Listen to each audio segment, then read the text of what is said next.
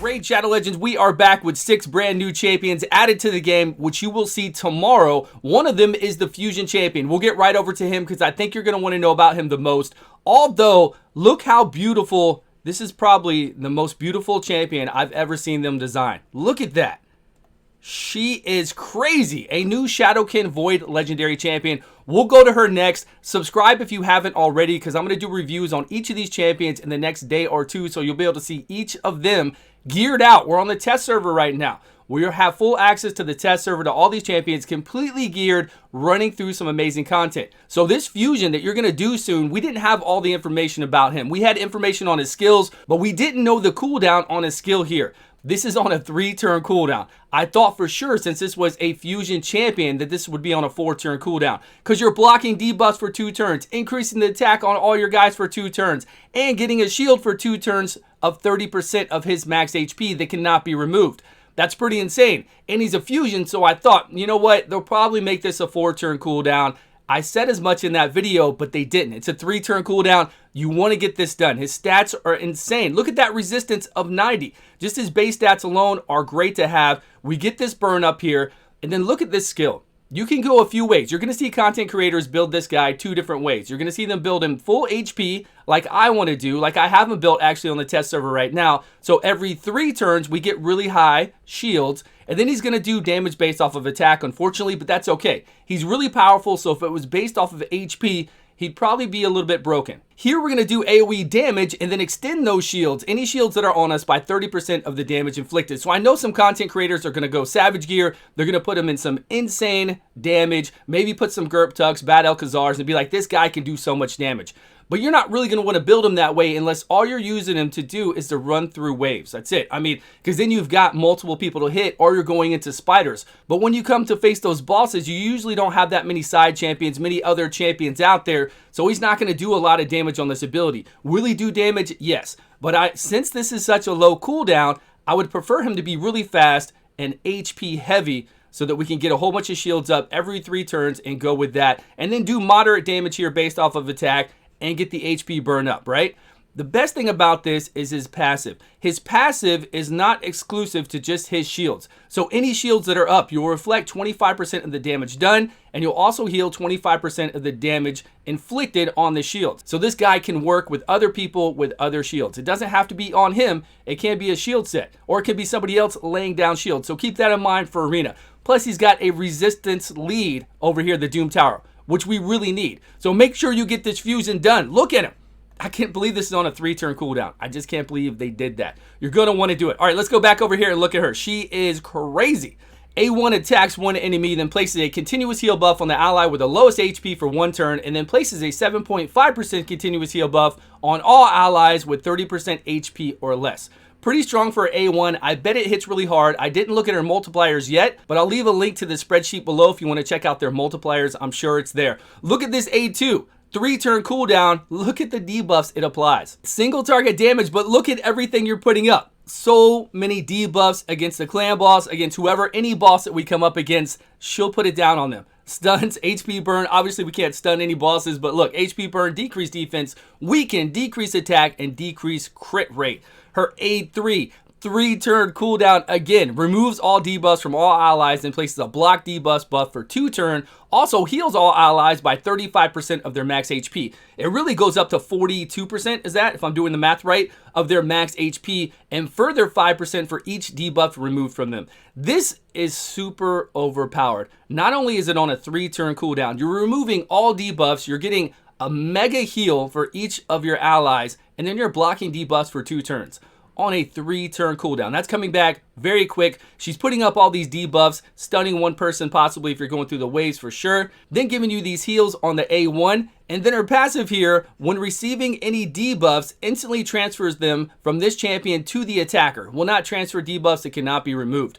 On a 3-turn cooldown. If we get hit with a Hegemon that has a stun set on and he does a lockout on us and a decrease attack on us, then she'll reflect all those 3 of those back. And then this will go on cooldown for 3 turns. So he'll get stun, decrease attack, and have a lockout on him. I'm not a fan of Crypt's auras. Yeah, crypts have gotten easier is the only reason, and now Doom Tower is really, really hard. So I would have loved to have seen another high resistance or high accuracy in the Doom Tower, but hey, we'll take it. It's crypts, right? We've got crypts coming out for them, brand new for us to fight, so we'll definitely use it. We do have another new Shadowkin epic down here. He attacks multiple times. Attacks 3 times. Each hit has a chance to place a decreased speed of 30% for 2 turns. Then we've got to attack 3 times. Each hit has a chance to decrease the target's turn meter by 15% on a 2-turn cooldown. Check that out. 3 times at a 75% chance to decrease turn meter by 15% on a 2-turn cooldown. So we can come in there to obviously the Fire Knight, right? And hit that back, keep pushing it back on the Fire Knight, and whatever else we need to do multi-hits to. Attack one enemy 2 times, we get a chance to place a poison debuff for 3 turns, and then we get a chance to ignore defense each poison debuff on the target. Now, I haven't equipped this guy yet. I will probably do it on stream. We'll go in there. We'll get somebody up there with, I don't know, 9 poison debuffs, 10 poison. No, we'll put him in a Savage set, and then we'll get like 8 poison debuffs up. Then he'll ignore 100% defense, and of course, it's going to hit insanely hard. But the odds of you ever doing that, right? What are the odds of you going up against the boss and actually having that setup happen on full auto or just in general? Probably not big. I'm sure you're going to see other content creators, including myself, go in here and put a whole bunch of poisons up on a boss and then ignore all defense and do mass amount of damage. So you'll see that happen. Otherwise, I don't know how practical this champion is going to be for anything in the game. I really don't. Because you loading up all those poisons, coming in there on full auto, doing that, even with his poisons here helping out, it's going to be okay. We can use them for Fire Knight. It just depends. There's a lot of good Fire Knight teams out there with our Cold Hearts. With the rest, I don't know if we actually need this guy, but he looks cool. You're going to see people do mass amount of damage with a lot of poisons up. Another one is a new demon spawn down here. This guy is a Void, looking pretty crazy. We've got half of something, half of a devil, I guess. I don't know. He's the half and half man. We're going to attack 2 times. The first attack will do the decreased speed. The second will try to do a decreased turn meter. On his A2, attacks all enemies. We get a 100% chance to decrease attack on all enemies.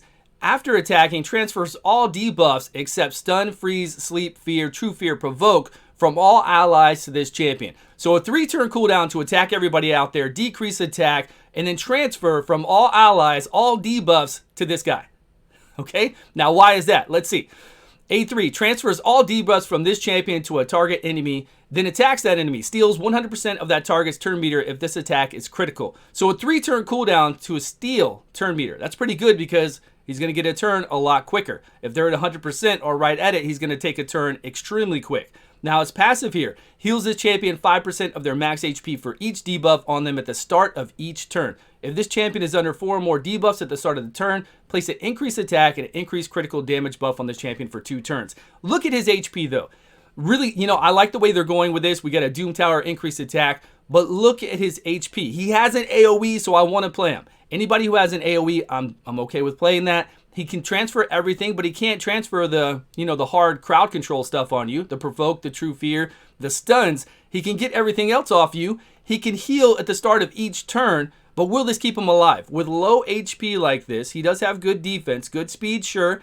Everything else on him is fine. I'm sure he's going to do a lot of damage, but it's hard to keep these kind of champions alive. You'll see this in a video to come. We'll check out how much damage you can do and what kind of survivability we're going to have by taking all those debuffs from all our allies and then transferring them over and stealing. I'm pretty sure I saw this guy on Reddit already with this weird helmet. Somebody was talking about a little kiss lip or something, but this guy is no joke. I'm actually really excited about this. Look at this champion. Wait till we get to number 2 here and then to the passive. It's insane. Attack one enemy. We've got a chance to decrease attack only for 1 turn, damage based off of defense. Here, AoE attack. We're going to AoE attack based off of defense. We've got a 75% chance to provoke, and then we put an HP shield on him for 2 turns based off of his max HP. On a 2-turn cooldown. Do you see that? A 2-turn cooldown, which is nuts because his passive here fills his champion's turn meter by 35% whenever they're attacked by a provoke or increased attack. Now, we're not going to see a lot of increased attack unless we're in faction wars, going through the Doom Tower, or in arena. But that provoke, we're on a 2-turn cooldown at a 75% chance to provoke people. We get an HP shield with this. Then he gets more turn meter. I mean, this is going to be a Doom Tower crazy person. Provoking the waves on a 2-turn cooldown, getting 35% increased turn meter every time he's attacked by somebody that's provoked, getting a shield on himself based off of his max HP, And then over here, we get increased defense and increased attack for 2 turns on a 3-turn cooldown. But all I want him to do is cycle through getting turn meter and just keep AoEing them down along with provoking everyone and getting a shield on him. That way when he's attacked, he takes less damage. Now, does that mean I'm going to go high defense or high HP? Probably a mix of both. I want him to get a really good shield because this guy is cycling through the shield like crazy on a 2-turn cooldown, getting that turn meter. I don't know. I think as long as it's not a crazy wave to have like Torments freeze this guy whenever he gets debuffs, but we'll put him in high resistance. This guy is nuts, everyone. Decrease attack right here by 1 turn. But this, I mean, I can't wait to play this champion. You're going to see this in my guide. Remember, next few days, you're going to see everything on all these champions fully geared. This one is going to be nuts. The last one is in the Sacred Order, a great champion as well. Really low HP though, so be careful with that. He's got mass amount of burns, kind of looks like a little Freddy Cougar in here, but he does a lot of burns as well. The next one's in the Sacred Order. He is okay. I think there's going to be some play for him for sure because he does AoE burns on a 4-turn cooldown for 2 turns. AoE, everybody out there gets a burn. We can obviously use him in Spider. The A1 attacks one enemy, decreases turn meter. The chance is increased if they are under an HP burn. The A2 decreases turn meter of all enemies by 15%, increases all allies' turn meters by 15%, but it's on a 3-turn cooldown. We've got Armstrong out there on a 2-turn cooldown. We've got a rare that can do this as well on a 3-turn cooldown. Not too amazing, but I guess he's going to decrease on the A1, increase on the A2, and then AoE burn everyone out there. And then AoE burn everyone, which is pretty good. 100% chance to apply an HP burn debuff to all enemies. Now, this is not doing damage, so it doesn't matter their affinity. He can't weak hit on this because we're not doing damage. So everybody, unless it gets resisted, is going to take an HP burn. So that's pretty damn strong. Plus getting an increased attack of 50% for all allies for 3 turns. It's on a 4-turn cooldown. Not that bad. I'm telling you, this can get some play. And we've got increased accuracy in all battles by 40%. So if you get this guy coming up in the game, obviously use him for the increased accuracy. It's very strong coming up in the game. And then anywhere, even the Doom Tower, if we want to burn waves, a pretty interesting champion. That's all of them. Let me know down below which one you like the best. I can't wait to do a review on this guy, which you're going to see really soon. This guy looks amazing. The other ones look amazing. I can't wait to play the Shadowkin and the Dwarf for you guys. Thank you all so much for watching. I appreciate your time. Let us know down below your favorite, and I will see you all in a video soon.